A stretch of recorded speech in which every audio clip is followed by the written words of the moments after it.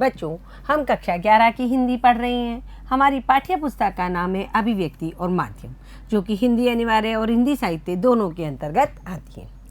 इसके अंतर्गत हम इकाई 1 जनसंचार माध्यम और लेखन और हमारा अध्याय 2 पत्रकारिता के विविध आयाम, इसके बारे में हम जानकारी प्राप्त कर रहे हैं। बच्चों, पिछली कक्षा में हमने पत्रकारिता के बारे में जाना, साथ ही समाचारों के बारे में जाना, पत्रकारिता क्या है और समाचार क्या है। आज हम ये जानेंगे कि किसी घटना, किसी समस्या या कोई भी विचार हो, उसको किस प्रकार समाचार का रूप दिया जाता है। यानी समाचार खुद अपने आप में समाचार नहीं होता, तो सूचना होती है या कोई घटना होती है या कोई समस्या होती है या कोई मुद्दा होता है, उसको किस प्रकार समाचार का रूप दिया जाता है, उसके अंदर कौन कौन से तत्व आते हैं और कौन कौन से कारक आते हैं जब वो घटना समाचार बन जाती है। विचार है जो समाचार बन जाता है, मुद्दा या समस्या है जो कि एक समाचार बन जाती है। आज हम पत्रकारिता के विविध आयाम के बीच में समाचार के तत्वों के बारे में जानकारी प्राप्त करेंगे। देखो बच्चों, इसका पहला तत्व है नवीनता। यानी कोई भी समाचार जिसे हम न्यूज़ चैनल पर सुन रहे हैं, या हो सकता हो हम उसको किसी अखबार में पढ़ रहे हैं, रेडियो में सुन रहे हैं, किसी दूरदर्शन या टीवी पर हम देख रहे हैं, तो सर्वप्रथम हम उसमें क्या देखना चाहेंगे कि उसमें नवीनता हो। बासी समाचार कौन सुनना पसंद करेगा, सबने सुन रखा है। इसलिए नवीनता सर्वप्रथम आती है समाचारों में। ये इसका सबसे प्रमुख तत्व है। किसी भी घटना, विचार या समस्या के समाचार बनने के लिए यह बहुत ज़रूरी है कि वह नया यानी ताज़ा हो। लेखक क्या कहना चाहते हैं कि किसी भी घटना के, विचार के या समस्या के समाचार बनने के लिए ये बहुत ज़रूरी है कि वो तरोताज़ा हो, जिसको अभी तक किसी ने नहीं सुनी हो। कहा जाता है न्यू है, न्यू मतलब नया है, इसलिए न्यूज़ है। नया है इसीलिए तो इंग्लिश में इसको न्यूज़ कहते हैं। वैसे तो न्यूज़ का मतलब आपको पता होगा बच्चों, NEWS, north east west south, यानी कि चारों दिशाओं की। यहाँ तो केवल न्यूज़ से मतलब नया से बताया है। वैसे इंग्लिश में यदि हम न्यूज़ देखें तो न्यूज़ का मतलब क्या होता है, नॉर्थ ईस्ट वेस्ट और साउथ, यानी चारों दिशाओं की जो समाचार है उसे हम इंग्लिश में न्यूज़ कहते हैं। तो इसे न्यूज़ क्यों कहा गया है, तो पत्रकार अपनी भाषा में, जो कि हमारे लेखक है वो कह रहे हैं न्यू है, यानी सब चीज़ नई है इसमें, इसलिए इसे न्यूज़ कहा गया है। घटना जितनी ताज़ा होगी उसके समाचार बनने की संभावना उतनी ही बढ़ जाती है। कोई भी घटना हो, अभी तुरंत घटी है, अभी हाल फिलहाल जो भी देश विदेश में जो घटना घट रही है, उसे तुरंत हम न्यूज़ बना सकते हैं, यानी तुरंत हम उसको समाचार बना सकते हैं। क्यों? क्योंकि वो बिल्कुल ताज़ा है और लोगों ने उसको सुना नहीं है और उसको सुनने की जिज्ञासा या इच्छा सबकी है। तात्पर्य यह है कि समाचार वही होगा जो ताज़ा घटना के बारे में जानकारी देता है। यानी समाचार वह होते हैं, एक परिभाषा ये भी हो सकती है समाचार की, कि समाचार वह होते हैं जो हमें किसी ताज़ा घटना की जानकारी देते हैं।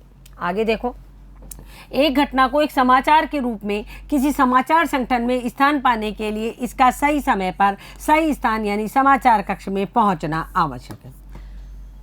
यहाँ हम अखबार की बात कर रहे हैं, न्यूज़ चैनल की बात कर रहे हैं। यानी कोई भी घटना है, कोई भी विचार विमर्श है, कोई भी समस्या है, वो समस्या, वो घटना समाचार बनने के लिए संवाददाता तो घटना को ले आता है, ला करके उसका समाचार बनाता है। लेकिन जो समाचार संगठन है जो बना रहा है, जो न्यूज़ चैनल है, जो समाचार संगठन है, उसके लिए उस समाचार को क्या है, बिल्कुल सही समय पर और सही स्थान पर आना उसका बहुत आवश्यक है। तो लेखक यही कह रहे हैं कि जो घटना हुई है उसका सही समय पर और सही स्थान पर यानी समाचार कक्ष में पहुंचना बहुत आवश्यक है, सही समय पर। यानी इनका एक फिक्स टाइम होता है बच्चों। अब जैसे टीवी की जो न्यूज़ है वो तो हाथों हाथ भी दिखा सकते हैं, लाइव भी दिखा सकते हैं, कुछ भी कर सकते हैं। लेकिन जो अखबार की न्यूज़ है उसमें एक फिक्स समय होता है कि मतलब रात 12 बजे तक तुम न्यूज़ कवर करके ले आओ और ला करके संपादक के कक्ष में पहुंचा दो। रात 12 बजे के बाद जो न्यूज़ होगी वो अगले दिन छपेगी। क्यों? क्योंकि उसके बाद जो प्रिंट मीडिया है वो क्या करता है, वो प्रिंट करता है, अखबारों को सेट करता है, बहुत सारे काम होते हैं, होकर प्रतियां बांटते हैं, तो इसमें बहुत सारे काम होते हैं। इसलिए ये कहते हैं कि सही स्थान पर समाचार को सही समय पर पहुँचाना आवश्यक होता है। या मोटे तौर पर हम कह सकते हैं कि उसका समय अनुकूल होना बहुत ज़रूरी है, यानी समय के अनुकूल होना बहुत ज़रूरी है। अब देखो, एक दैनिक समाचार पत्र के लिए आमतौर पर पिछले 24 घंटे की घटनाएं समाचार होती है।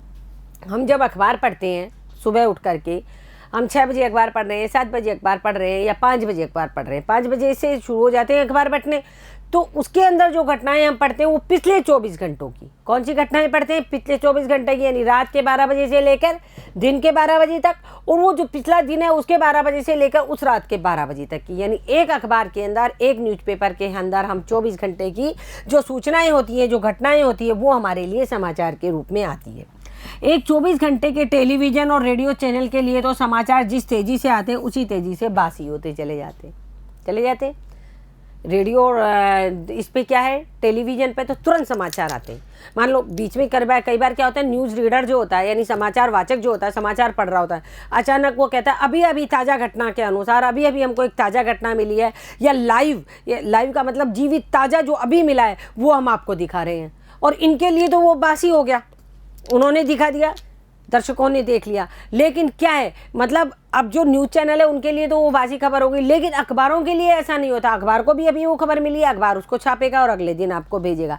बच्चों आप देखो, कई लोग क्या करते हैं, न्यूज़ चैनल पे न्यूज़ सुन लेते हैं, लेकिन उनको इतना इंटरेस्ट नहीं आता, उसमें मज़ा नहीं आता जितना कि उसको अखबार को बाँचना मतलब पढ़ने में जो मज़ा आता है।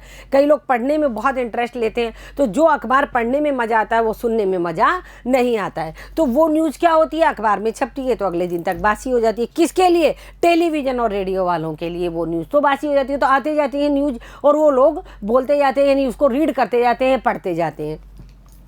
एक दैनिक समाचार पत्र के लिए वे घटनाएं सामयिक है, यानी कि जो घटनाएं टीवी ने सुना दी है, जो न्यूज़ टेलीविज़न ने रेडियो ने सुना दी, वो घटनाएं समाचार पत्र के लिए सामयिक है। वो उसको उनको संभाल करके वो तो बेचारा छापेगा, लाएगा, समाचार बनाएगा।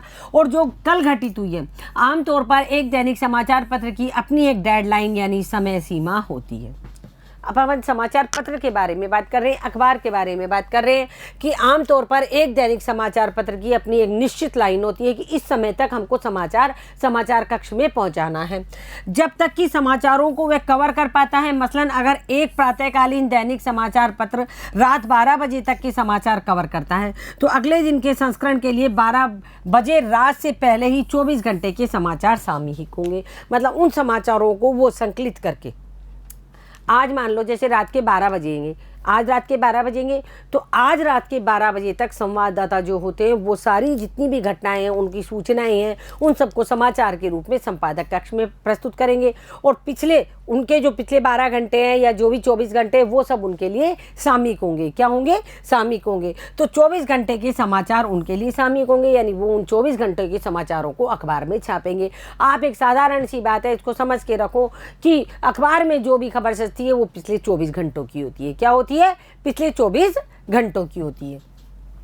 लेकिन अगर द्वितीय विश्व युद्ध या किसी ऐसी ऐतिहासिक घटना के बारे में आज भी कोई नई जानकारी मिलती है जिसके बारे में हमारे पाठकों को पहले जानकारी नहीं थी, तो निश्चय ही यह उनके लिए समाचार है। अब देखो, हम कहते हैं कि हम नवीनता पढ़ रहे हैं तो ताज़ा खबर आई है, आज कहाँ लड़ाई झगड़े हुए, आज क्या हुआ। जैसे मान लो स्कूल की बच्चों की छुट्टियां शुरू हो गई, तो ताज़ा घटना है कि कल से बच्चों की छुट्टियां होंगी, या ये भी हो सकता है कल से विद्यालय इस समय खुलेगा। मतलब कई बार ये आती है ना, तो ये सारी क्या होती है, ताज़ा घटनाएं होती हैं। यानी हम जो अखबार पढ़ते हैं वो उसमें नवीनता होनी आवश्यक है, यानी समाचारों में ताज़ापन यानी ताजगी होनी आवश्यक है। लेकिन कई घटनाएँ ऐसी भी होती है, जैसे उदाहरण के तौर पर हम देखें, द्वितीय विश्व युद्ध हुआ, द्वितीय विश्व युद्ध के समय सारी घटनाएँ छपती रही, लेकिन कुछ घटनाएं ऐसी थी जो रह गई और लोगों को पता नहीं है। आज लोगों को इतिहास की उन घटनाओं को जब हम आज बताते हैं, अखबार में छापते हैं, आप देखा करो हर पत्रिका के बीच के पेज पे पिछला इतिहास छप के आ रहा होता है ना। और कई घटनाएं ऐसी होती है जो उस वक्त नहीं छपी हुई होती है और उस वक्त लोगों को पता नहीं होता है। तो उन घटनाओं को जब हम आज छापेंगे अखबार के अंदर, तो वो भी हमारे लिए एक समाचार के रूप में ही होगी। दुनिया के अनेक स्थानों पर बहुत सी ऐसी चीज़ें होती है जो वर्षों से मौजूद है, लेकिन यह किसी अन्य देश के लिए कोई नई बात हो सकती है। जैसे हमारे देश में कुछ ऐसी चीज़ है जो हमारे देश में वर्षों से है, सबको पता है, लेकिन हमारे देश के लोगों को पता है, दूसरे देश के लोगों को नहीं पता। जब दूसरे देश के संवाददाता यहाँ पहुँचेंगे, देखेंगे उसको, तो वो उस चीज़ को छापेंगे अपने देश में जाकर, तो उस देश के लोगों के लिए वो चीज़ नई हो जाएगी। क्या हो जाएगी, नई हो जाएगी। तो वो भी एक समाचार होता है और निश्चय ही वह चीज़ समाचार बन सकती है। क्या हो जाती है, वह चीज़ निश्चय ही समाचार बन जाती है। यानी नवीनता हाल में जो घटी हुई घटना है वो तो नवीनता लाती है, लेकिन पुरानी जो चीज़ें हैं और वो हमको आज पता चली है, तो वो भी हमारे लिए क्या लाती है, नवीनता लाती है। साथ ही जो चीज़ कुछ लोगों को मालूम है और कुछ को मालूम नहीं है, जिन लोगों को मालूम नहीं है उनके लिए वो समाचार बन जाती है। जैसे कुछ ऐसी घटनाएं भी होती है जो रातों रात घटित होती बल्कि जिन्हें घटने में वर्षों लग जाते हैं। देखो, कुछ घटनाएं ऐसी होती हैं जो कि रातों रात घटित होती है, बल्कि उन्हें घटने में वर्षों लग जाते हैं। मतलब हुई तो वो रातों रात घटित है, लेकिन उनको घटने में वर्ष लग गए। मसलन जैसे किसी गांव में पिछले 20 वर्षों में लोगों की जीवन शैली में क्या क्या परिवर्तन आए और इन परिवर्तनों के क्या क्या कारण थे, ये जानकारी निश्चय ही एक समाचार है। लेकिन ये एक ऐसा समाचार, ये घटना है जिसे घटने में 20 वर्ष लगे। हम किसी गाँव की बात करते हैं, कोई आदिवासी गाँव था, गाँव में जनजीवन चल रहा है, बच्चे पैदा हो रहे हैं, बड़े हो रहे हैं, बुजुर्ग हो रहे हैं, काम चल रहा है, सब चल रहा है। लेकिन ये सब क्या है, इन सब चीज़ों को घटने में 20 वर्ष लगे। कितने वर्ष लगे यानी, और उसको मॉडर्न आधुनिक बनने में, उस जो पुरातन पंथी गांव था उसको आधुनिक बनने में 20 साल लगे। कितने साल लगे? 20 साल लगे। तो 20 वर्षों में लोगों की जीवन शैली में क्या क्या परिवर्तन आया। पहले लोग हल से खेती करते थे, अब ट्रैक्टर से खेती कर रहे हैं। पहले लोग बैल चलाते थे, अब ट्रैक्टर चला रहे हैं। पहले धान की कटाई कैसे होती थी, अब धान की कटाई मशीनों से होती है। पहले गाँव की लड़कियां घर से बाहर नहीं निकलती थी, अब गांव की लड़कियां बाहर जाकर के कोई डॉक्टर बन रही है, कोई इंजीनियर बन रही है। तो 20 सालों में क्या क्या घटित हुआ, यानी ये जो समाचार है इसको बनने में कितने वर्ष लग गए थे? 20 वर्ष लग गए। तो क्या परिवर्तन आए, इन परिवर्तनों के कारण क्या थे, ये जानकारी निश्चय ही एक समाचार बन सकती है। लेकिन ये एक ऐसी समाचार, ये घटना है जिसे घटने में कितना समय लग गया? 20 वर्ष के आसपास लग गए। है ये समाचार ही। हम किसी गांव की बात करें, हम किसी जगह की बात करें, तो ये सब क्या है, इनको जो मतलब कुछ चीज़ में परिवर्तन होने में जो समय लगता है, लेकिन वो जो समय लगा और उसके बारे में जब हम लोगों को बताते हैं तो वो भी एक समाचार के रूप में ही होता है। स्पष्ट है, घटना का ताज़ा होना ही जरूरी नहीं है। इन सब चीज़ों से क्या पता चलता है कि घटना का हाल में ही घटना जरूरी नहीं है। यानी ताजगी उस चीज़ें में भी हमें मिल सकती है जो हमें हमारे इतिहास की पता नहीं थी, आज हमें पता चली है, वो भी हमारे लिए ताजगीपूर्ण बात है। इसके अलावा जिस चीज़ को घटने में 20 वर्ष लग गए और कैसे कैसे लगे, क्या क्या उसमें परिवर्तन आए, ये सब चीज़ें यदि आज हम जानते हैं तो ये भी हमारे लिए ताज़ा जानकारी है। नवीनता का तत्व न होने पर भी उसके समाचार बनने की संभावना बढ़ जाती है। नालंदा के बारे में हम जाने, हम सबको पता है कि हमारा वहाँ विश्वविद्यालय था, लेकिन मान लो उसके अंदर की कोई गूढ़ रहस्य है जो हमको नहीं पता। बहुत पुराना इतिहास है, मौर्य काल का इतिहास है, बहुत पुराना इतिहास है, हमने सबने पढ़ा है। लेकिन अगर मान लो कोई उसकी खोज हो जाए, और उसका कोई गूढ़ रहस्य हमको पता चल जाए तो वो हमारे लिए ताज़ी खबर है। जैसे अभी इन्हीं दिनों हरियाणा के राखीगढ़ में एक 5000 साल पुराना क्या मिला है, शहर मिला है। अभी इन्हीं दिनों की ये ताज़ा खबर है। लेकिन वो राखीगढ़ के पास में जो शहर मिला है वो 5000 साल पुराना है, तो यानी खबर तो 5000 साल पुरानी है। लेकिन हमें तो अभी अभी प्राप्त हुई है, हमें तो कल ही प्राप्त हुई है, आज ही प्राप्त हुई है, तो हमारे लिए तो ताजगीपूर्ण समाचार है। तो अवश्य नहीं है कि घटना हाल में ही घटे। जब हमें उस घटना के बारे में पता चलता है तभी वो हमारे लिए नवीनता लिए हुए समाचार बन जाती है। आगे देखो, निकटता। समाचार क्या होने चाहिए, हमारे निकट होने चाहिए। क्या होने चाहिए? निकट। हालांकि आज पूरी धरती वसुधैव कुटुंबकम में सब लोग, सारी धरती एक गांव बन के एक दूसरे के समीप आ गई है। आज हम अपने विदेश में बैठे हुए अपने परिवारजनों से, अपने रिश्तेदारों से, अपने मित्रों से बात कर सकते हैं और ऐसा लगता है मानो हम एक ही कमरे में बैठ के बात कर रहे हैं वीडियो कॉलिंग से। आजकल आप देखते हो जो वीडियो कॉलिंग होती है, तरह तरह के जो उत्सव मनाए जाते हैं वो भी वीडियो कॉल पे मना लिए जाते हैं। ऑनलाइन सब काम होते हैं। आजकल डिजिटल दुनिया है तो इसलिए सब काम होते हैं। लेकिन जब भी कोई समाचार आता है और यदि वो हमारे बहुत निकट का हो और हमसे संबंधित हो तो उस समाचार को पढ़ने में हम अधिक रुचि दिखाते हैं। जैसे किसी भी समाचार संगठन में किसी समाचार के महत्व का मूल्यांकन, अर्थात उसे समाचार पत्र या बुलेटिन में शामिल किया जाएगा या नहीं, इसका निर्धारण इस आधार पर भी किया जाता है कि वह घटना उसके कवरेज क्षेत्र और पाठक, दर्शक, श्रोता समूह के कितनी करीब हुई है। मान लो एक संवाददाता है, उसने अमेरिका से खबर भेजी है। क्या खबर भेजी है? मतलब हमारी पत्रिका का एक संवाददाता अमेरिका भेजी है, बैठा हुआ है और उसने वहाँ से ये खबर भेज दी कि भाई फलाने ने अमेरिका की इस कॉलोनी में ऐसे ऐसे बंदूक चल गई। कोई दिक्कत नहीं है, ये आ गया समाचार बन के। लेकिन जो समाचार संगठन है उस समाचार को देखेगा, परखेगा, उसकी तथ्यता को देखेगा, उसकी वस्तुपरकता को देखेगा, उसकी निष्पक्षता को देखेगा, उसकी निकटता को देखेगा।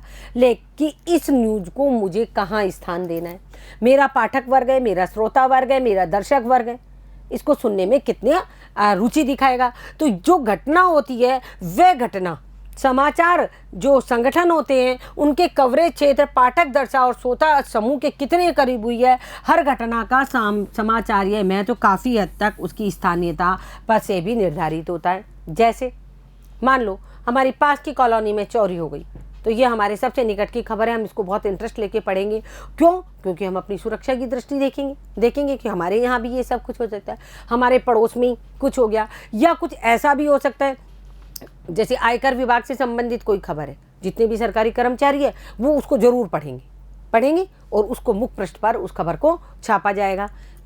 हमारे देश से संबंधित ऐसी कोई योजना है जो गरीब तबके से हो, जो किसी बड़े तबके से हो, किसी बड़े तबके से यानी बहुत बड़े समूह से कोई समाचार हो, उस समाचार को भी क्या किया जाएगा, उसको कवर किया जाएगा और मुख्य पृष्ठ पर छापा जाएगा। तो जो समाचार संगठन है वो ये देखता है कि जो समाचार संवाददाता लेके आया है उसकी हमारे पाठक, श्रोता, दर्शक इन सबसे कितनी अधिक निकटता है। जितनी अधिक निकटता होगी, जितनी अधिक स्थानीयता होगी, उतना ही वह समाचार क्या होगा, अखबार में मुख्य पृष्ठ पर छपेगा। जाहिर है सबसे करीब वाला ही सबसे प्रिय भी होता है, ये मानव का स्वभाव है, बिल्कुल स्वभाव है। अपने पड़ोस में कोई घटना घट जाए, कोई बड़ी घटना घट जाए, कोई डकैती हो जाए, पास के बैंक में डकैती हो गई, क्या होंगे, आज सुबह से लेकर सुबह 9 बजे, सुबह 10 बजे से और 12 बजे के बीच में डकैती हुई है, लेकिन हमारे आस पड़ोस में, हमारे घर में, सब जगह उस डकैती की बात कम से कम 2 दिन तक चलेगी, नहीं चलेगी, क्योंकि वो हमारे बहुत निकट में हुई है। निकट की चीज़ें हमें बहुत प्रिय होती है ना। उसी प्रकार लेखक यह कहता है कि सबसे करीब वाला सबसे प्रिय होता है, और यह मानव का स्वभाव है। स्वाभाविक है कि लोग उन घटनाओं के बारे में जानने के लिए अधिक उत्सुक होते हैं जो उनके करीब होती है। अब हम मान लो हमारा कोई परिवार का सदस्य हो या हमारे कोई मिलने जुलने वाला हो, वो उस बैंक में काम करता हो, तो हम सब उस चीज़ के लिए उत्सुक हो जाएंगे कि उससे पूछें क्या हुआ था, कैसे हुआ था, कल अखबार में आएगा, कैसे कहाँ हुआ, उसके मित्र, नाते, रिश्तेदार सब अखबार पढ़ने में लग जाएंगे नहीं लग जाएंगे। तो ये सब चीज़ें यही है कि समाचार जितना निकट होगा, जितना करीब होगा, लोग उसमें उतनी ही रुचि दिखाएंगे। लेकिन यह निकटता भौगोलिक नज़दीक के साथ साथ सामाजिक सांस्कृतिक नज़दीकी से भी जुड़ी हुई है।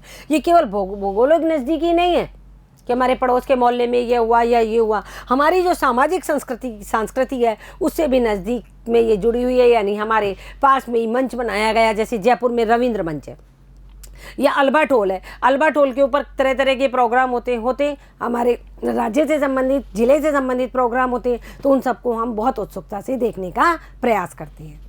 तो हम कह सकते हैं केवल भौगोलिक नज़दीकी हमारी नज़दीकी नहीं होती है, इसके अलावा सामाजिक सांस्कृतिक नज़दीकी भी हमारे जो समाचार हैं अगर वो इनसे जुड़े हुए हैं तो वो भी हमारे नज़दीक होते हैं।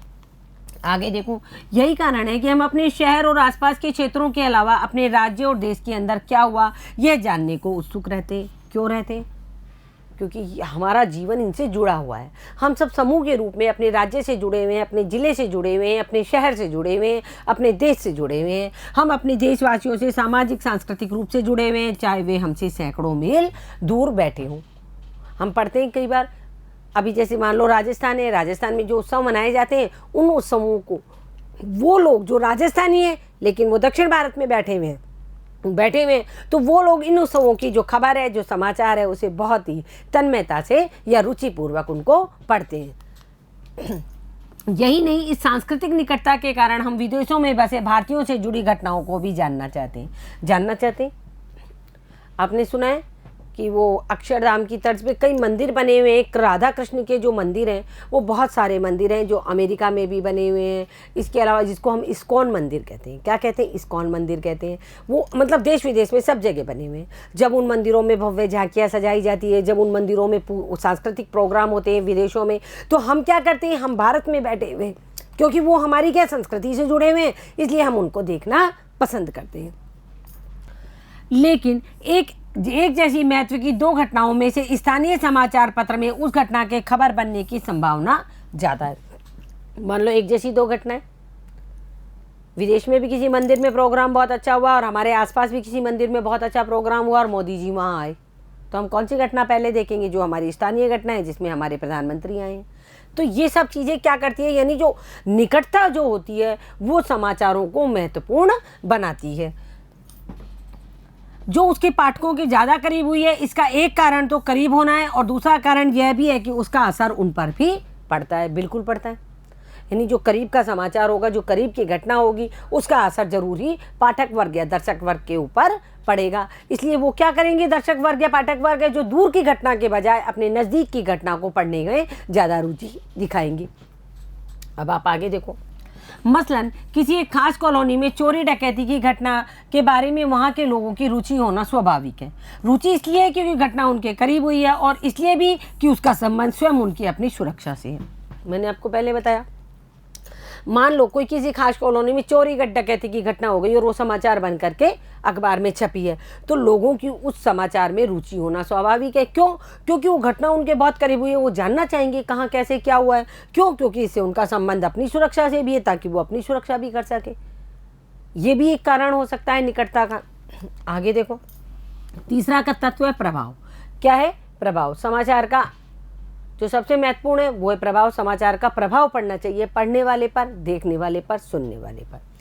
किसी घटना के प्रभाव से भी उसका समाचारीय महत्व निर्धारित होता है कि इस घटना का क्या प्रभाव पड़ रहा है, तो उससे समाचार का महत्व पता चलता है। किसी घटना की तीव्रता का अंदाज इस बात से लगाया जाता है कि उससे कितने सारे लोग प्रभावित हुए या कितने बड़े भूभाग पर उसका असर हो रहा है। मान लो कोई ऐसी घटना घटी जैसे लॉर्ड कर्जन के समय में बंगाल का विभाजन हुआ। उस वक्त बंगाल के लोगों के ऊपर क्या बीती। बंगाल के लोगों ने, बंगाल के जो लोग थे वो मतलब उनको बांट दिया गया, कुछ लोग इधर चले गए, कुछ लोग इधर चले गए। तो ये क्या है? ये एक ऐसी घटना है जिससे बहुत सारे लोग प्रभावित हुए। 1947 का भारत और पाकिस्तान का विभाजन होना, ये भी एक बहुत बड़ी घटना है, इससे भी बहुत लोग प्रभावित हुए। तो जो प्रभाव कितने बड़े भूभाग पर पड़ा, उस भूभाग से संबंधित जो समाचार है वो उन लोगों के लिए महत्वपूर्ण होते हैं जिनसे वो प्रभावित हुए हैं। किसी घटना से जितने अधिक लोग प्रभावित होंगे उसके समाचार बनने की संभावना उतनी ही बढ़ जाएगी। यानी जितने अधिक लोग प्रभावित होंगे जिस घटना से, उतनी ही उसकी समाचार बनने की संभावना अधिक हो जाएगी। जाहिर है जिन घटनाओं का पाठक के जीवन पर सीधा प्रभाव पड़ रहा हो उसके बारे में जानने की उनका स्वाभाविक इच्छा होती है। जिज्ञासु प्रवृत्ति मानव है और मानव की स्वाभाविक इच्छा होती है जिन घटनाओं का पाठक है, दर्शक है, श्रोता है, जिन पर सीधा प्रभाव पड़ रहा है, तो वह उस समाचार को जानने के इच्छुक होंगे। जैसे सरकार के किसी निर्णय से अगर सिर्फ 100 लोगों को लाभ हो रहा है तो यह उतना बड़ा समाचार नहीं होता। केवल इतनी अरबों की जनसंख्या में केवल 100 ही लोगों को लाभ हो रहा है तो हर कोई क्यों पढ़ेगा इसको?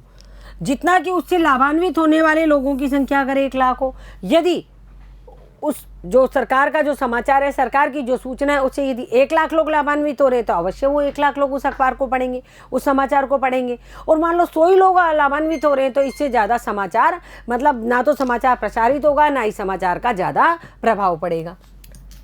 सरकार अनेक नीतिगत फैसले लेती है जिनका प्रभाव तात्कालिक नहीं होता है, लेकिन दीर्घकालिक प्रभाव महत्वपूर्ण हो सकते हैं और इसी दृष्टि से इसके समाचारीय महत्व को आंका जाना चाहिए।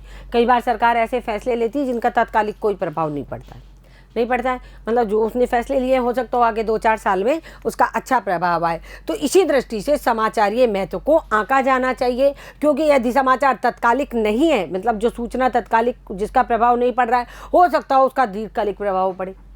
जैसे हमारी नई शिक्षा नीति है, अभी वो बच्चे जो बच्चे अभी आए नहीं हैं या जो बच्चे अभी प्ले ग्रुप में हैं, पहली दूसरी में, वो कक्षा 6 में आएंगे, जब उनके ऊपर नई शिक्षा नीति का अच्छा असर आएगा नहीं आएगा। तो इसके क्या, नई शिक्षा नीति सरकार ने बना दी, अभी तत्काल बनाई है, लेकिन उसका जो प्रभाव है वो दीर्घकालिक दिखाई देगा। हमको क्या दिखाई देगा? दीर्घकालिक, यानी बाद में हमें उसको दिखाई देगा। तो हमें उस समाचार को, जो नई शिक्षा नीति आई है, उसको ध्यानपूर्वक पढ़ना चाहिए और उसके बारे में जानना चाहिए। यानी सरकार के द्वारा दी गई कोई भी अभी की सूचना जो अभी प्रभाव नहीं डाल रही है, अवश्य वो आगे जा करके अच्छा और बड़ा प्रभाव डालेगी। अगला है जनरुचि। किसी विचार, घटना और समस्या के समाचार बनने के लिए यह भी आवश्यक है कि लोगों की उसमें दिलचस्पी। समाचार ऐसा हो, आपने देखा है न्यूज़ चैनल पे समाचारों को धारावाहिक की कहानियों की तरह सुनाते हैं और इस तरीके से बोल करके सुनाते हैं कि जो दर्शक वर्ग होता है, अगर मान लो कोई उठकर भी जा रहा है टेलीविज़न के सामने से, तो वो भी वापस आकर के बैठ जाता है कि भाई क्या समाचार आ रहा है, ऐसी क्या चीज़ सुना रहे हैं जो इतनी ज़ोर से और इतने तरीके से बोल करके बता रहे हैं, कहानी की तरह बता रहे हैं, घूम करके बता रहा है। न्यूज़ रीडर है जो नक्शे दिखा के बता रहा है, बताते हैं ना। तो उसी तरीके से ये क्या है, लोगों में जनरुचि, यानी लोगों में समाचार के प्रति या अपना व्यवसाय के प्रति भी रुचि पैदा करते हैं। तो क्यों करते हैं? ताकि समाचार बनाने के लिए आवश्यक हो जाए कि लोग उसमें दिलचस्पी ले, वे उसके बारे में जानना चाहते हो। कोई भी घटना समाचार तभी बन सकती है जब पाठक या दर्शकों का एक बड़ा तबका उसके बारे में जानने की रुचि रखता हो। किसी बड़े अभिनेता या किसी बड़े नेता की मृत्यु हो जाती है, या कोई नेता या अभिनेता कोई बड़ा काम कर लेते हैं या कुछ विदेश में जाके कुछ अच्छा काम कर देते हैं, तो क्या होता है, लोगों की जानने की इच्छा बढ़ जाती है। आप देखते हो हमारे यहाँ क्या है, जनता की अधिकतर इच्छा होती है जितने भी सेलिब्रिटी होते हैं यानी बड़े जो लोग होते हैं उनके बारे में, उनका जो दैनिक जीवन है उसके बारे में भी जानने के लिए इच्छुक होते हैं। ये इतना ज़्यादा ज़रूरी नहीं है, लेकिन लोगों की क्या है, जिज्ञासु प्रवृत्ति है, वो जानना चाहते हैं कि वो लोग किस तरीके का जीवन जीते हैं। तो ये क्या है, ये जन रुचि है। क्या है, ये जन रुचि है। हर समाचार संगठन का अपना एक लक्ष्य समूह टारगेट ऑडियंस होता है। हर समाचार समूह संगठन का अपना एक लक्ष्य होता है कि मुझे इस लक्ष्य तक अपना टारगेट ले जाना है या अपना टारगेट रखना है। टारगेट यानी लक्ष्य एक ही चीज़ है। और वह समाचार संगठन अपने पाठकों या श्रोताओं की रुचियों को ध्यान में रखकर समाचारों का चयन करता है। बिल्कुल, जो भी समाचार संगठन होगा अपने पाठक है, अपने श्रोता है, अपने दर्शकों के अनुसार समाचारों का चयन करेगा। लेकिन हाल के वर्षों में लोगों की रुचियां और प्राथमिकताओं में भी तोड़ मरोड़ की प्रक्रिया काफ़ी तेज हुई है। और यह भी सच है कि लोगों की रुचियों में परिवर्तन भी आ रहे हैं। पहले लोग साधारण से समाचार सुनना पसंद करते थे कि सरकार में क्या काम हो रहे हैं, हमारे आसपास क्या चल रहा है। लेकिन आजकल क्या है, लोगों की रुचियों में परिवर्तन आ रहे हैं। जैसे मैंने आपको बताया, लोग सेलिब्रिटियों की दैनिक जीवन में भी मतलब इंटरफेयर करने लगे, हस्तक्षेप करने लगे। यानी हाल के वर्षों में लोगों की रुचि और प्राथमिकताओं में भी तोड़ मरोड़ की प्रक्रिया काफ़ी तेज हो गई है। क्या हो गई है? और यह सच है कि लोगों की रुचियों में अब परिवर्तन आ रहे हैं। कह सकते हैं कि रुचियाँ कोई स्थिर चीज़ नहीं है। रुचियाँ हमेशा क्या होती हैं, गतिशील होती है। कैसी होती है? गतिशील। हम किसी से पूछते आपकी रुचि क्या है, बच्चा कह देता है मेरी रुचि तो स्पोर्ट्स में। आज उसकी रुचि स्पोर्ट्स में है, लेकिन एक मतलब उसकी जब एज आएगी तो उसकी स्पोर्ट्स से रुचि हट जाएगी। किसी की रुचि किताब पढ़ने में होती है, लेकिन ऐसा नहीं कि वो हमेशा जीवन भर किताबें ही पढ़ता रहेगा। रुचियाँ क्या होती है, गतिशील हो जाती है। किसी दूसरे को देखकर भी हम सीखते हैं, हमारा मन भी करता है। अगला व्यक्ति पेंटिंग कर रहा है तो हम कोशिश करते हैं, हालांकि हमारी रुचि किताब पढ़ने में, लेकिन मेरी क्या है, मैं जब उसको देख रही हूँ कि वो इतनी अच्छी पेंटिंग है, तब मैं अगर कोशिश करने लगूँ और मैं भी अच्छी पेंटिंग बनाने लगूँ तो मेरी किताबें रुचियों से हट करके, मेरी जो रुचि है वो किताबों से हटकर पेंटिंग की ओर चली जाएगी। तो रुचियाँ क्या है, गतिशील है। कई बार इनमें परिवर्तन आते हैं तो मीडिया में भी परिवर्तन आता है। आप देखते हो फिल्में बनती है, हर दशक की फिल्में होती हैं। कैसी फिल्में बनती है, दर्शक की मांग के अनुरूप फिल्में बनती है। दर्शक कैसी फिल्में पसंद कर रहे हैं, पारिवारिक फिल्में पसंद कर रहे हैं, मारधाड़ वाली फिल्में पसंद कर रहे हैं, हिंसा वाली फिल्में पसंद कर रहे हैं, या किस तरीके की फिल्में पसंद कर रहे हैं, उसी प्रकरण के ऊपर, उसी टॉपिक के ऊपर फिल्मकार फिल्म बना देता है। किसके अनुरूप? जनता की रुचि के अनुरूप।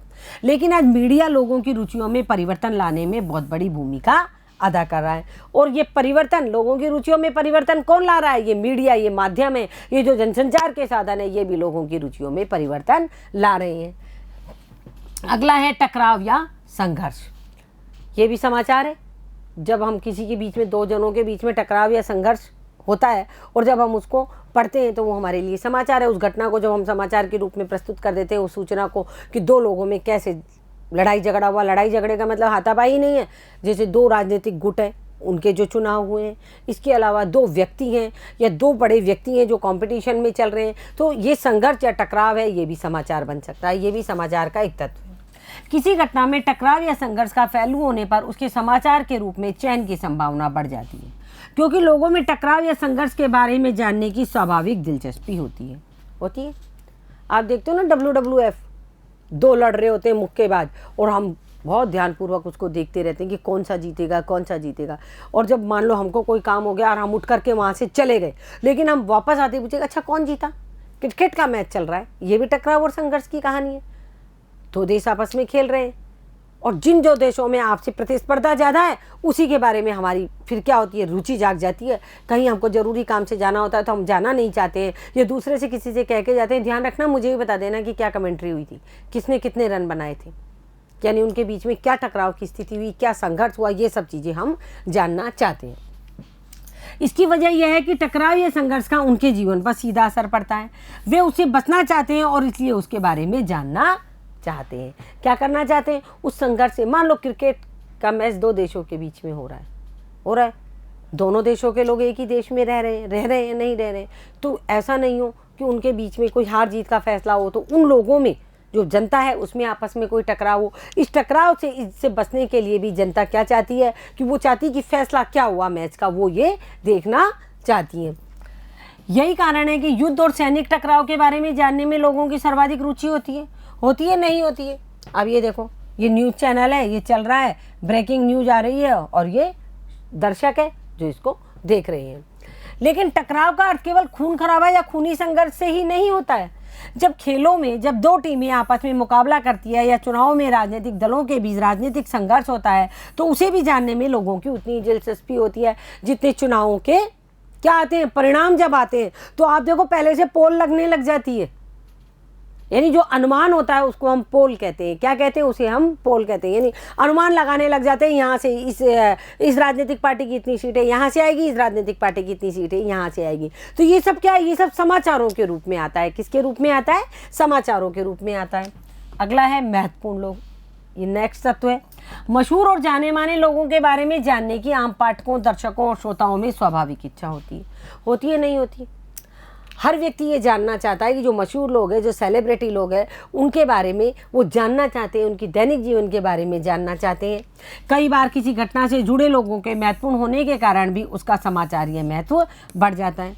जैसे हमारे यहाँ से एक कर्नल, कोई बड़े कैप्टन ऑफिसर थे, वो पाकिस्तानी सीमा में चले गए। उनका जो प्लेन था वो पाकिस्तानी सीमा में चला गया। पाकिस्तान की सैनिकों ने उनको पकड़ लिया और जब हमारी सरकार ने उनके ऊपर दबाव बनाया तो उन्होंने उसको छोड़ दिया। और जब वो हमारे भारत में आए तो सारे जितने भी मीडिया के लोग थे वो ये जानने को इच्छुक हो गए कि हम इस व्यक्ति से जाने कि पाकिस्तान में इसके साथ क्या व्यवहार हुआ था, दूसरे देश में इसके साथ क्या व्यवहार हुआ, ताकि हम अपनी जनता को बता सकें कि दूसरे देश के लोग हैं जो हमारे सैनिकों के साथ किस प्रकार का व्यवहार करते हैं।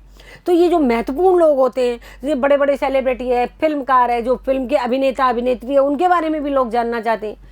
बड़े बड़े गायक हैं, बड़े बड़े गज़ल गायक हैं, इसके अलावा बड़े बड़े लेखक हैं, उन सब के बारे में भी लोग जानना चाहते हैं। बड़े बड़े राजनेताओं के बारे में लोग जानना चाहते हैं कि इनका जीवन कैसा होता है। जैसे यदि प्रधानमंत्री को जुकाम भी हो जाए तो यह भी एक खबर हो जाती है। किसी बड़े नेता को जुकाम हो जाए या किसी बड़े नेता को कोई ऐसी वैसी कोई बीमारी हो जाए तो ये सब क्या है? एक खबर के रूप में बन करके हमारे सामने यानी जनता के सामने परोस दी जाती है और जनता उसे बहुत रुचि लेकर के पढ़ती है।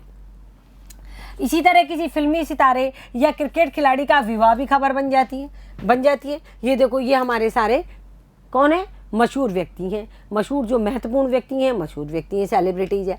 देखो, किसी फिल्मी सितारे या क्रिकेट खिलाड़ी का विवाह आपने देखा है। अभी इन्हीं दिनों, पिछले दिनों कुछ बड़े मशहूर इनका सितारों का, फिल्मी सितारों का विवाह हुआ। वो कितने दिनों तक वो खबर कवरेज होती रही। वो केवल अखबारों में ही नहीं, न्यूज़ चैनलों पे भी उसकी केवल वो ही खबर आती रही कि किस तरह विवाह हो रहा है, किस तरह विवाह की तैयारी हो रही है, मेहंदी कहाँ से आई है और ये सामान कहाँ से आया है, कौन कौन सी चीज़ें आई हैं, कहाँ से मिठाइयाँ आई हैं। ये सब चीज़ें ये खबर के रूप में परोसी जाने लगी। जबकि ये कोई बहुत विशेष मतलब अपना कोई वो जगह नहीं बनाती हैं ये खबरें, लेकिन पाठक वर्ग में रुचि लेता है। जबकि एक नितांत निजी आयोजन होता है। ये क्या होता है? किसी का विवाह होना एक नितांत निजी, अपना स्वयं का निजी आयोजन है। लेकिन न्यूज़ चैनल क्या करते हैं? इन मशहूर लोगों को जो जितनी भी इनकी जो भी क्रियाविधि होती है उसको लोगों के सामने लेकर के आते हैं। दरअसल लोग ये जानना चाहते हैं कि मशहूर लोग उस मुकाम तक कैसे पहुँचे।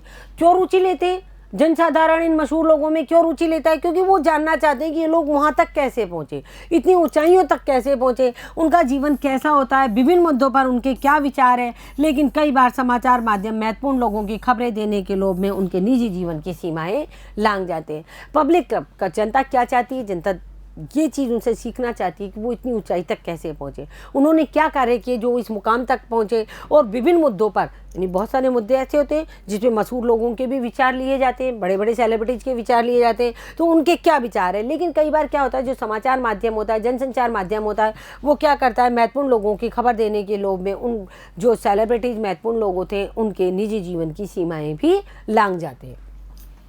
यही नहीं, महत्वपूर्ण लोगों के बारे में जानकारी देने के नाम पर कई बार समाचार माध्यम अफवाहें और कोरी गप प्रसारित करते हुए भी दिखाई पड़ते हैं। कई चैनल ऐसे होते हैं, न्यूज़ के कई मतलब इस तरीके के समाचार संगठन होते हैं जो बिना देखे, बिना सुने, बिना किसी चीज़ की सच्चाई जाने और अफवाहों को भी छाप देते हैं या अफवाहों को भी क्या करते हैं? न्यूज़ चैनल पर बोल देते हैं। उपयोगी जानकारियाँ। समाचार कैसे बनता है? समाचार का ये एक महत्वपूर्ण तत्व है, इसमें उपयोगी जानकारियाँ होना बहुत आवश्यक है। अनेक ऐसी सूचनाएं भी समाचार मानी जाती है जिनका समाज के किसी विशेष तबके के लिए खास महत्व हो सकता है। ऐसे समाचार जो कि समाज का कोई बहुत बड़ा तबका हो, उसके लिए बहुत महत्वपूर्ण हो, तो वो भी बहुत अच्छा समाचार बन सकता है। ये लोगों को तात्कालिक उपयोग की सूचनाएं भी हो सकती हैं। क्या हो सकती है? तात्कालिक उपयोग की सूचनाएं भी समाचार के रूप में आ सकती हैं। मसलन स्कूल कब खुलेंगे, किसी खास कॉलोनी में बिजली कब बंद रहेगी, पानी का दबाव कैसा रहेगा और वहाँ का मौसम कैसा रहेगा आदि हमारे समाचार पत्र में आ जाता है। स्कूल कब खुलेंगे, कब बंद होंगे, इसके अलावा स्कूल समय क्या है, इसके अलावा कि इस कॉलोनी में बिजली यानी कौन कौन सी कॉलोनियों में आज जैसे मान लो कोई बिजली का काम चल रहा है तो कहाँ कहाँ बिजली बंद रहेगी, कितने बजे से कितने बजे तक, कहाँ पानी का दबाव कैसा रहेगा, कहीं पाइपलाइन टूटी हुई है उसकी मरम्मत हो रही है तो कहाँ पानी कितने दिन नहीं आएगा या कैसे आएगा, या वहाँ का मौसम कैसा रहेगा। हम मौसम की जानकारी देखते हैं। ये भी सब क्या है? उपयोगी और महत्वपूर्ण जानकारियाँ हैं। ऐसी सूचनाओं का हमारे रोज़मर्रा के जीवन में काफ़ी उपयोग होता है, इसलिए उन्हें जानने में आम लोगों की सहज दिलचस्पी होती है। हम कहते हैं ना, अरे लाइट चली गई, क्या हुआ, देखो देखो जल्दी देखो न्यूज़ में कितनी बजे लाइट आएगी, या अखबार में फटाफट देखते हैं वहाँ से वहाँ तक की बिजली कटौती की गई है, इस कॉलोनी से इस कॉलोनी तक की, और कितने से कितने बजे तक की गई है। तो ये सारी सूचनाएँ हमें किसके माध्यम से प्राप्त होती है? समाचार पत्रों के माध्यम से प्राप्त होती हैं। अनोखापन, समाचार है तो अनोखापन है ही, अनोखेपन की वजह से ही लोग समाचारों को सुनते हैं। देखो ये एक बहुत ही अच्छा तत्व है। एक पुरानी कहावत है कि कुत्ता आदमी को काट ले तो वह खबर नहीं, लेकिन अगर आदमी कुत्ते को काट ले तो वह खबर है। फैक्ट है कि आदमी ने कुत्ते को काट लिया, कुत्ता तो वही काटता रहता है, गली में चलते कुत्ते आदमी को काट ले, ये तो कोई खबर नहीं बनती।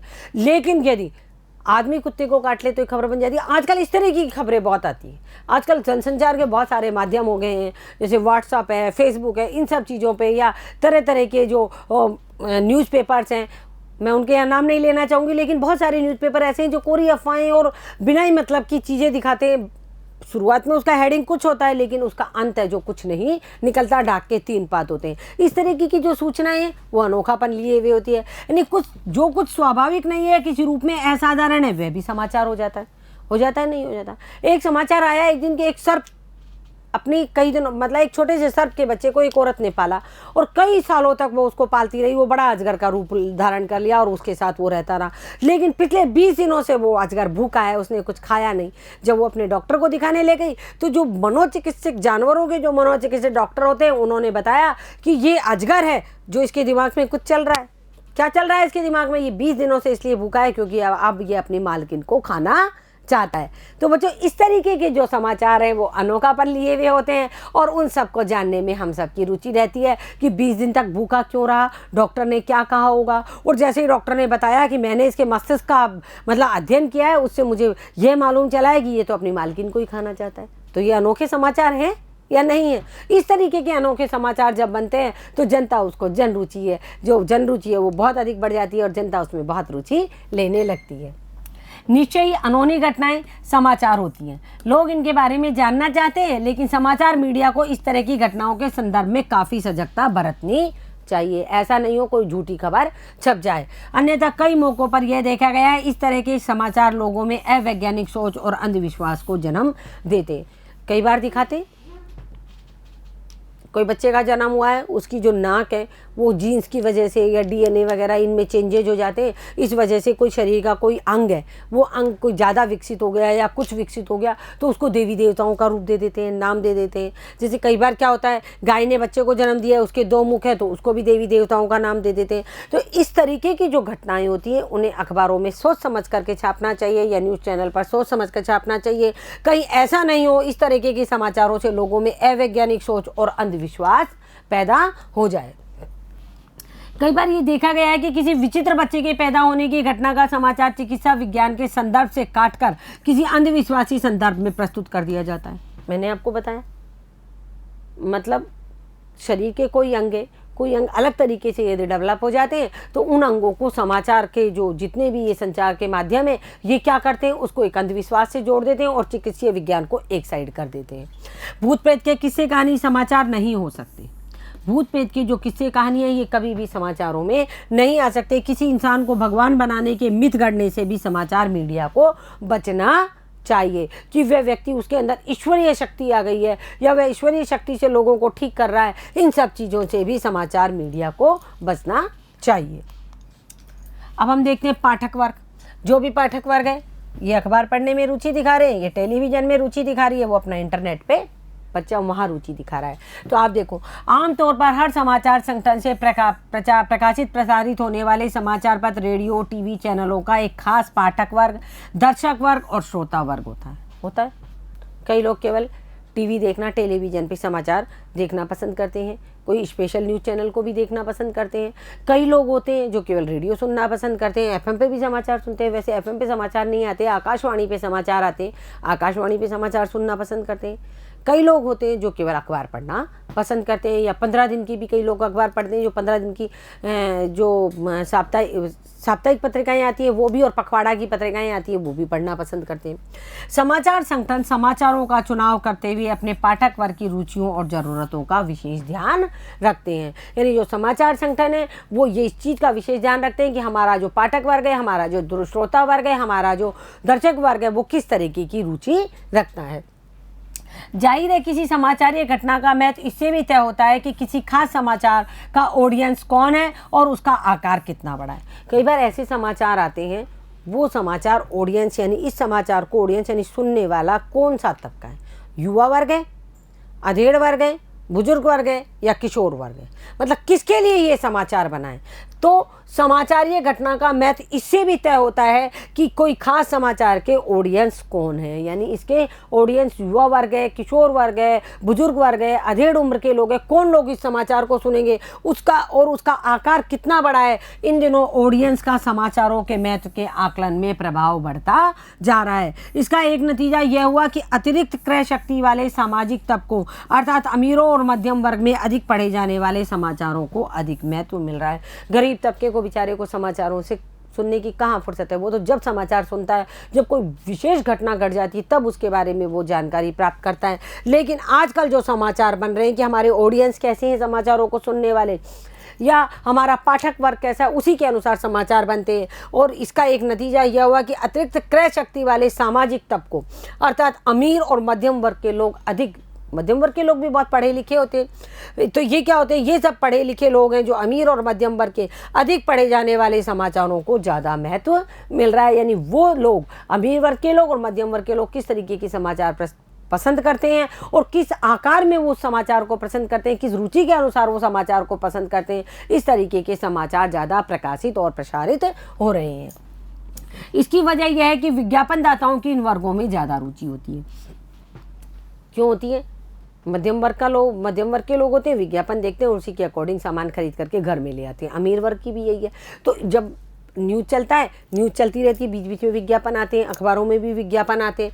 तो यहाँ लेखक कहना चाहते हैं कि अधिकतर जो समाचार है वो अमीर वर्ग और मध्यम वर्ग के लोगों के अकॉर्डिंग बनते हैं, यानी उनके अनुसार बनते हैं। उसकी खास वजह है कि विज्ञापनदाताओं की इन वर्गों में ज़्यादा रुचि होती है। लेकिन इस वजह से समाचार माध्यमों में गरीब और कमज़ोर वर्ग के पाठक और उनसे जुड़ी खबरों को नज़रअंदाज करने की प्रवृत्ति बढ़ती जा रही है। इन विज्ञापनों के चक्कर में समाचार का जो आकार है, समाचार की जो प्रवृत्ति है, समाचार के जो तत्व है, समाचार के जो कारक है, वो अमीर वर्ग और मध्यम वर्ग के अनुसार बन रहे हैं।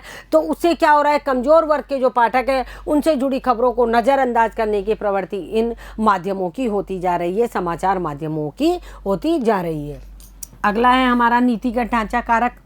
विभिन्न समाचार संगठनों की समाचार के चयन और प्रस्तुति को लेकर एक नीति होती है। देखो, समाचार संगठन जो होते हैं, ऐसा नहीं है घटना आई और आकर के समाचार बनाया संपादक ने और उसको छाप दिया, ऐसा नहीं होता है। विभिन्न समाचार संगठनों की समाचारों को चयन करना, उनकी प्रस्तुति किस प्रकार होगी, इस प्रकार की एक नीति बनाई जाती है। इस नीति को संपादकीय नीति भी कहते हैं। क्या कहते हैं? संपादकीय नीति। संपादकीय नीति का निर्धारण संपादक या समाचार संगठन के मालिक करते हैं। संपादक नीति के अंदर भाई कोई घटना हुई, उस घटना को समाचार बना करके पत्रकार या संवाददाता समाचार संगठन के कक्ष में लेकर के आए, संपादक के कक्ष में। संपादक उसको देखेगा और अपनी नीति के अनुसार ही उसको प्रस्तुत करेगा। और ये संपादकीय नीति का निर्धारण कौन करता है? संपादन या समाचार संपादन के मालिक करते हैं। समाचार संगठन समाचारों के चयन में अपनी संपादकीय नीति का भी ध्यान रखते हैं। आपने देखा है राजस्थान पत्रिका में संपादकीय नीति आती है, संपादकीय लेख आते हैं, संपादकीय निबंध आते हैं। आप कभी उनको पढ़िए, वो बहुत ही अच्छे निबंध होते हैं। लेकिन इसका अर्थ ये नहीं है कि वे केवल संपादकीय नीति के अनुकूल ही खबरों का चयन करते हैं, बल्कि वे उन खबरों को भी चुनते हैं जो संपादकीय नीति के अनुकूल नहीं है। यानी घटना आई समाचार बन के संपादक के पास, वो अपनी नीति के अनुकूल तो समाचार बनाएगा ही बनाएगा, उनका चयन तो करेगा, लेकिन कई समाचार ऐसे भी आ जाते हैं जो जनता के लिए जनरुचि के हिसाब से होते हैं और ज़रूरी होते हैं और वो उसकी संपादकीय नीति में नहीं आते हैं, फिर भी वह उनको क्या करता है, प्रस्तुत करता है, छापता है। यह जरूर हो सकता है कि संपादकीय लाइन के प्रतिकूल खबरों को अब प्रमुखता न दी जाए जितनी कि अनुकूल खबरों को दी जाए। ये हो सकता है संपादक ये कर सकता है कि ऐसी खबर है जो जनता के तो रुचि के अनुरूप है और जनता के लिए जरूरी है, लेकिन उसकी संपादकीय नीति के खिलाफ है, तो भी वो उस खबर को छापेगा, पर यह हो सकता है वह उसको मुख्य पृष्ठ पर न छाप करके पीछे के किसी कॉलम में उस खबर को डाल दे। तो देखो बच्चों, आज हमने यहाँ समाचार और पत्रकारिता के तत्व और कारकों के बारे में जाना, नवीनता के बारे में जाना, प्रभाव के बारे में जाना, निकटता, महत्वपूर्ण उपयोगी सूचना, अनोखापन, इन सब चीज़ों के बारे में जाना, नीतिगत जो ढांचा है उसके बारे में जाना। तो एक समाचार को बनाने के लिए उसमें बहुत सारे तत्व या कारक डाले जाते हैं, तब वह घटना, विचार या कोई समस्या या कोई ज्वलंत मुद्दा होता है वो एक समाचार का रूप धारण करता है जो हमारी जनता तक पहुंचता है और जनता की रुचियों के अनुसार समाचार बनाए जाते हैं। ये नहीं है कि मतलब जनता की रुचि को बिल्कुल ही जनता की रुचि के अनुसार बना दिया जाए कि जनता इस चीज़ को इस तरह सुनने में पसंद करेगी, ऐसा भी नहीं है। जो समाचार जिस तरह प्रस्तुत किया जाना है वो उनकी अपनी एक नीति होती है संपादक की, और उस नीति के अनुसार वो उस समाचार को प्रस्तुत करता है। तो देखो बच्चों, हमने पत्रकारिता के विभिन्न आयाम में आज यहाँ तक पढ़ा। अगला जो हमारा अगला भाग होगा उसको हम अगली कक्षा में पढ़ेंगे। तब तक आप इन तत्वों और कारकों को पढ़िए और पढ़ करके समझने का प्रयास कीजिए। धन्यवाद।